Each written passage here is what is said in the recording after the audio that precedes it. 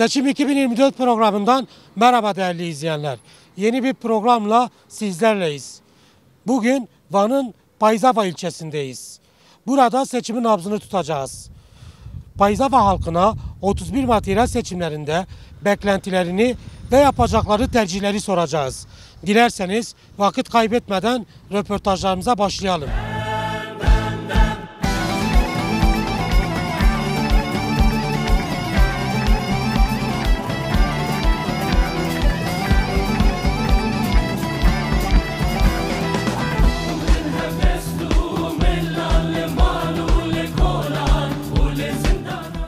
31 Mart yerel seçimlerinde beklentiniz nedir?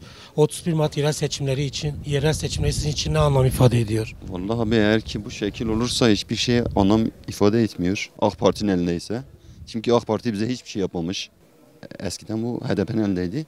HDP her köye, her yere AK Parti olsun, HDP olsun, CHP olsun aynı eşitlikte bakıyordu. Ama bu AK Parti kesinlikle öyle bir eşitlik yoktur. Ben yukarı kaymazlıyım. Yukarı kaymaza gelsin de desin ki ben bunu yapmışım, bunu yapmışım, yapmamış. Yukarı kaymaza bir su çıkıyor, Van'a veriyorlar. Şu an yukarı kaymaz susuz. Hiçbir şekilde hiçbir şey yapmamış. Geçen gün bir yol şeyi gelmişti yukarı kaymaza park yolu. Onu bile iptal etmiş. Sadece Hoşova başka hiçbir yere hiçbir imkan sağlamamış. Hiçbir şekilde. Kalkıp da bu halkı hiçbir şeye hesaplamıyorlar. Hiçbir şekilde saymıyorlar. Sonuçta bugün kendi kendine kalkan bir HDP ya da AK Parti yoktur. Bugün mesela özür diliyorum Gürpınar nüfusu 16-17 bindir. Sonuçta AK Parti'ye vermiş, demek ki bu halk onu kaldırmış. HDP'ye veriyorsa aynı eşitlikte tutmaları lazım ama onu tutmuyorlar. Bir yanda kayyum atıyorlar, bir yandan bilmem ne yapıyorlar. Bence yanlış bir zihniyettir. Biz bunu kınıyoruz. Kesinlikle olmaması gereken bir şeydir. Erdoğan açıklama yapıyor. İşte Hatay'a herhangi bir şekilde yardım ulaştırmadık. Niye? CHP'nin elde olduğu için. Niye? Senin milletin değil mi? Senin insanın değil mi? Oya gelince diyorsun ki bana oy vermezsen ben doğalgaz vermeyeceğim, yol yapmayacağım, ev yapmayacağım. Ama diğer şekilde AK Parti. Biraz insan bunu göz önüne alması gerekiyor. Biz Payzava'da gezerken diğer partilerin seçim çalışmalarına da tanık oluyoruz. Arabaları geçerken Kürtçe şarkılar çalıyorlar. Billboardlara Kürtçe yazılar ve adaylarını tanıtan yazılar asıyorlar. Bu durumu nasıl görüyorsunuz, nasıl yorumluyorsunuz? Madem Kürtçeyi yasaklıyorlar, Kürtçeyi tanıtmıyorlar. Bir de kalkmışlar senin dediğin gibi AK Parti, şu an Van'daki AK Parti direkt Kürtçe şeyler yazmış arabaların üstüne, AK Parti aracın üstüne. İşte hümbıkher hatınız açı ne gibi şeylerinden. Ben yani bunu olumlu görmüyorum. Yani insan ne diyeyim yani abi, hem Kürtleri hiçbir şey saymıyorlar hem de bu şekilde abi.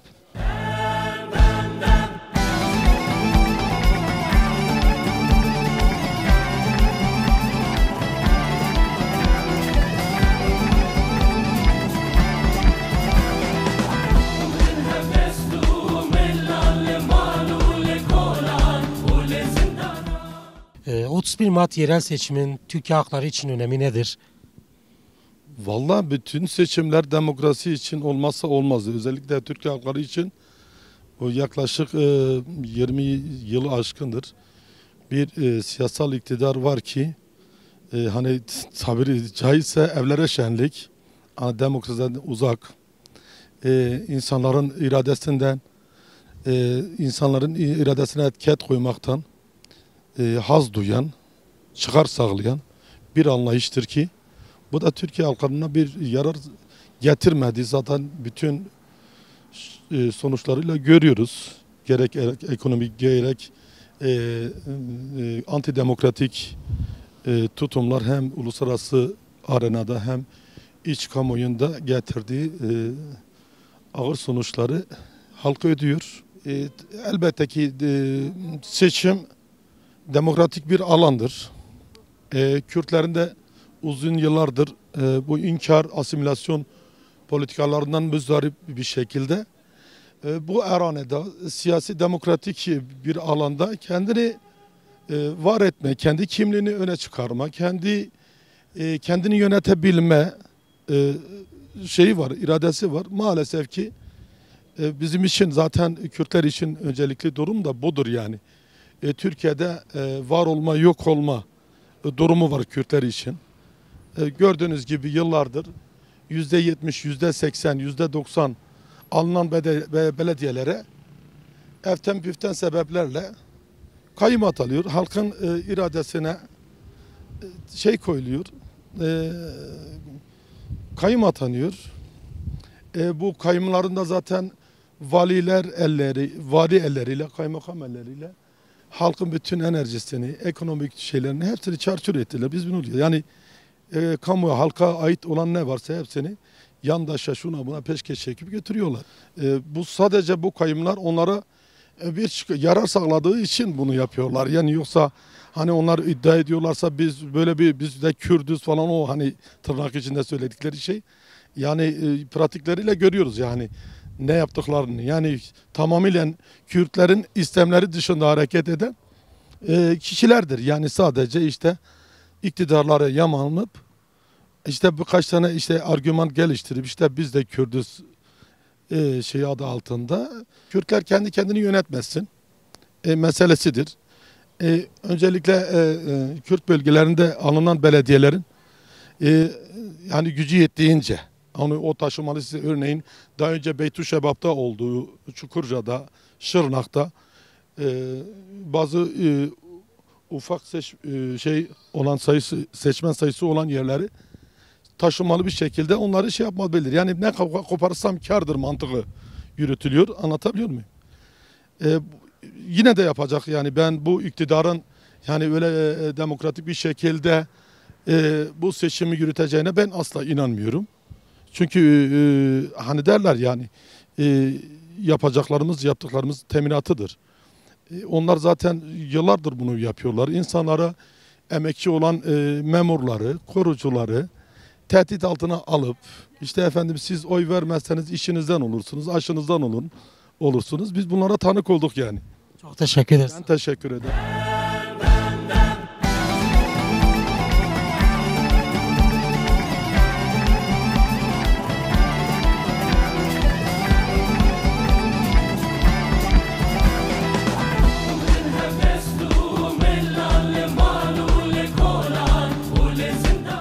31 Mart yerel seçimlerinde beklentiniz nelerdir? Bu seçimin önemi nedir sizin için? Vallahi bu seçimin 31 Mart seçiminin Gürpınar için bizim için önemi çok büyük. Kurulu bir sistem var. Bizim elimizden gelen bu sistemi yıkmaktır. Çünkü ciddi bir adaletsizlik var Gürpınar'da, özellikle ve köylerinde. Yani biz hakikaten bu düzeni bozmak istiyoruz. Niye bozmak istiyoruz? Büyük bir adaletsizlik var Gürpınar'da. Biraz daha açarsak nedir bu adaletsizlikler? Yani şöyle bir adaletsizlikler var. Yani oy aldığın yere hizmetler yapılıyor, oy almadık yerlere hizmetler yapılmıyor. Bu da ciddi bir endişe yaratıyor halk arasında. Çünkü örnek vermek istiyorum, Parmakkapı köyünde bugün 130 hane var. Yani uzantıları da var orada. Çoğu kişinin evinin önünde parke yapılıyor, parke taşları. Biz defalarca başvurmamıza rağmen yapılmadı. Atıyorum belediyenin, Gürpınar Belediyesi'nin yan sanayisi var, yan ürünü. Yani yan ürünü ben diyorum ona, Vaski. Dedim ya 130 hane, 130 hanenin kanalizasyonu bugün hangi çağda yaşıyorsunuz? Yani bugün artık insanlar uzaya gidiyor. 120 hanenin 60'ına kanalizasyon yapılmış, 70'ine yapılmamış. Niye yapılmamış? Bizden değilsiniz. Bizden değilsiniz mantığı var. Bu sistemin bir an önce değişilmesi lazım. Bu mağduriyet nasıl ortadan kalkar? Bahsettiğiniz sorunlara çözüm olabilecek parti hangisidir? Bence ben yani kaç seçim gördüm Gürpınar'da, ona yakın seçim gördüm. En iyi hizmeti HDP'den gördüm. Ciddi söylüyorum. Şu anki adıyla DEM Parti. DEM Parti, evet DEM Parti'den gördüm. Niye gördüm? Çünkü insanlar orada gerçekten ciddi ihtiyaçları olan insanlar yardımlarını görüyordu. Gerek erzak, gerek ev yapım yapanlar, pirket yardımı, betonarme yapanlar, çimento yardımı, demir yardımı insanlar görüyordu. Ama bakıyorsun şu andaki AKP sisteminin ciddi bir kibir zihniyeti var. Hakikaten çok kibirliler. Yani bizim amacımız bir an önce bu düzenin değişmesi. A, B, C, D partisi değil. Gerçekten insanları, halkı, Gürpınar halkını, Gürpınar köylerini kucaklayabilecek insanlara ihtiyacımız var. Peki sandıklar açıldığı zaman DEM Parti yüzde kaçlık bir sonuç bekliyor? Ben şu andaki anketlere bakıyorum, %70 civarında görüyorum DEM Parti'nin. ki olacak da öyle hissediyoruz. 31 Mart yerel seçimlerinde hangi partiye oy vereceksiniz? Valla belli olmaz. Niye belli olmaz? HDP vereceğiz. HDP. Neden HDP? Dem Parti. Neden? Biz Kürdüz. Ona göre veriyoruz. Peki bu seçimin Kürtler için önemi nedir? Ya önemli ben bilmiyorum o kadar ama biz öyle veriyoruz yani. Dem Parti'ye. 31 Mart yerel seçimlerde siz hangi partiyi Ben destekliyorsunuz? partiye vereceğim. Neden DEM Parti? DEM Parti benim partimdir. Benim dilimdir. DEM Parti'ye vereceğim. Geçen gün ben televizyonda gördüm bir tane herhalde şeydi ya bu Diyarbakır tarafında da bir yaşlı bayandı. Ya adam, uçağı almadılar Türkçe bilmiyor diye. Adil midir? Evet kadim Adil midir? ya hayır adil değil. Nasıl adil olur ki? 3-4-5 saat adam o bayan orada kaldı. Ondan sonra oğlu geldi sonra bakın ne oldu ben bilmiyorum daha. Ona dolayı. Peki ilçenizde eşit şartlarda seçim çalışması yürütülüyor mu?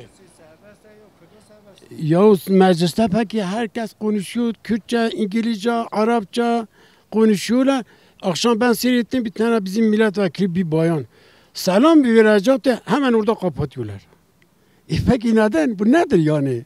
Burada da seçim malzemesi olarak kullanılıyor. Serbest olsa daha iyi değil yani. Herkes için daha iyi olur. Peki burada da seçim propagandası olarak kullanmasını nasıl görüyorsunuz? Tabii bazen Diyarbakır'a diyor Kürt sorunu Diyarbakır'da geçiyor.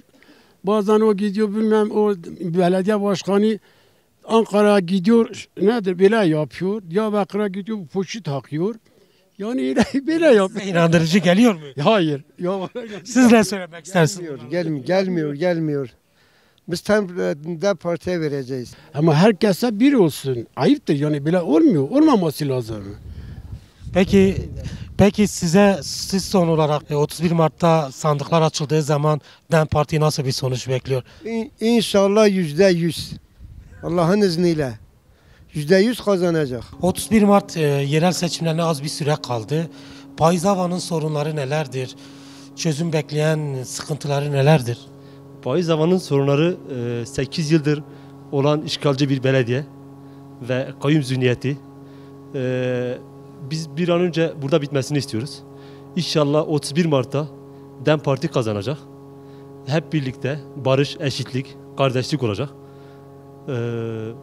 Yoksullukları zaten göz önündedir. Çalıştıkları herhangi bir iş yok belediyenin. Kayyum demişken tam da bu noktada 8 yıllık icraatlarını açarsak neler söylemek istersiniz? 8 yıldır icraatlarında kayyum döneminde zaten çok bir şey yapmadılar. 5 yıldır gelen AKP iktidarı herhangi hiçbir iş yapmadı Gülpınar'da. Zaten kendi oturduğum mahallemde ne yol, ne asfalt, ne doğru düzgün bir kanalizasyon çekmişler, ne parke taşı, herhangi bir iş yapmamış. Biz bir an önce bunları gitmesini istiyoruz.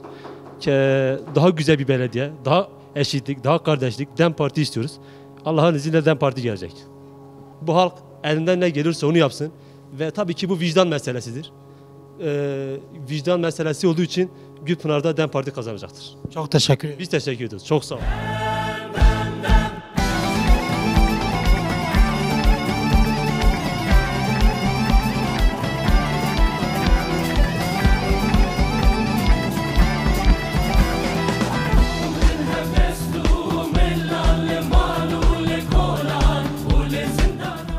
E, 31 Mart yerel seçimleri sizin için ne anlam ifade ediyor? Önemi nedir? Şimdi bilindiği üzere o 2019 seçimlerinden sonra halk büyük bir sahiplenmeyle ilimizde belediyeleri almıştı.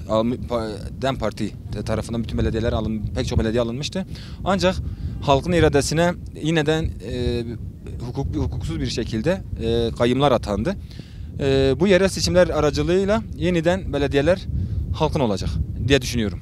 Kayyum demişken tam da bu noktada kayyumların 8 yıllık icraatlarını nasıl görüyorsunuz, nasıl yorumluyorsunuz? Şimdi açıkçası toplumun pek çok defa kamuoyuna da yansıdığı üzere kayyumların bir sürü usulsüz faaliyetlerine denk geliyoruz. Herhangi bir hizmet görmüyoruz. Yani hizmet daha çok bireysel, yani kendilerine hizmet ediyorlar. Biz halk olarak herhangi bir hizmet göremiyoruz şu ana kadar kayyumlardan. Tabii 2019 öncesinde de kayyumlar atanmıştı. Halk büyük bir sahiplenişle kayyumların tamamını gönderdi. Yani bu Bu 31 Mart seçimlerinde bir daha göreceğiz. Elbette ki göreceğiz. Net bir şekilde ortaya çıkacak. Halk bütün belediyelerde, Bayızava'da, Şah'ta, Vestan'da, Elbak'ta partisine sahip çıkacak ve kayyumları gönderecek. Eğer ki Kürt halk kimi seviyorsa o mu kalsın? O zaman halkın iradesine saygı duyacak ve bir daha kayyum atamayacak. Eğer gerçekten halk kimi seviyorsa o kalacaksa halkın iradesine saygı duyuyor. Kim kazanırsa kazansın iradesine saygı duyup kayyum atamayacak bir daha. Olacak olan budur. Hukuki olan, adil olan da budur. 1 Mart yerel seçimlerine az bir süre kaldı. Beklentileriniz nelerdir? Bu seçimin önemi nedir sizin için? Bu seçimin önemi haksızlığa, hırsızlığa, yoksulluğa, israfa dur demek için. Şimdiki iktidarda olan belediyelere dur demektir. Peki Bayızava'nın yerel anlamda sorunları nelerdir?